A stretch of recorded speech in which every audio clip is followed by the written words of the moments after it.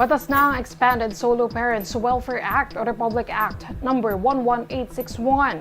Ano nga ba ang mga benepisyong pwedeng matanggap sa ilalim ng batas? Sa ilalim ng RA 11861, bibigyan ng 10% discount at VAT exemption sa infant milk, pagkain, supplements at diapers ang mga solo parents. Makakatanggap din ng 1,000 pesos kada buwan ng mga solo parent na minimum wage earner o kumikita ng 570 pesos kada araw o mas mababa pa. Mayroon din silang 7 araw ng solo parent leave. Pwedeng magkaroon ng flexible working arrangement sa kanilang employer.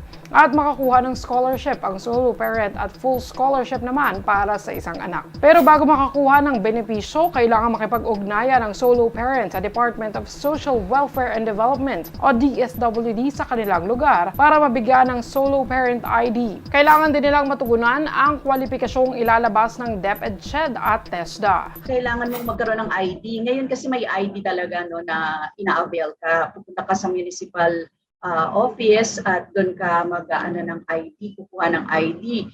Pero dito sa batas, tinry natin na tulungan yung mga solo parents natin sa pamamagitan ng pagbubuo ng mga solo parents organization talaga or SPO na tinatawag. Base sa 2015 census, 221,813 ang bilang ng mga solo parents sa bansa. 175,182 o 79% dito ang babae at 46,631 o 21% naman ang lalaki.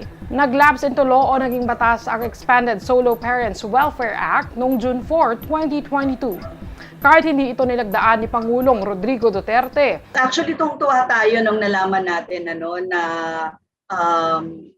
naglapse into law na siya. In fact, hindi naman siya pinirmahan ng Pangulo. Pero naglapse into law na siya kasi as early as June 4, nasa my office na o nasa desk na talaga ng Pangulo yung Solo Parents Act na ito. At pirma na lang ang kailangan.